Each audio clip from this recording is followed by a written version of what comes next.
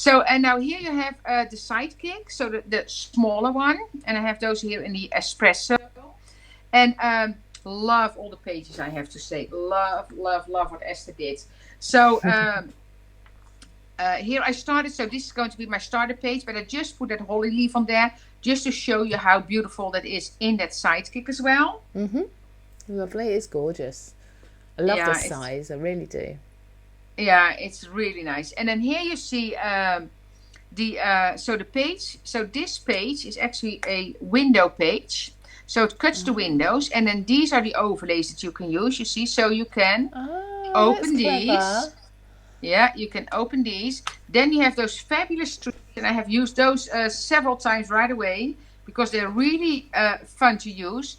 Then this says something magical. And what you can see, so what Esther did here already, she trimmed off herself, she trimmed off this part. So when you do that, again, you can see that you can use this and all the elements you can use in your planner as well. If I want to use this die in my large journal, I cut the page and then I just trim off the holes and attach it to a large page in my planner. So I can do that as well. So there's so many possibilities. And again, it all mixes and matches. And that is what's so great about that, the whole collection.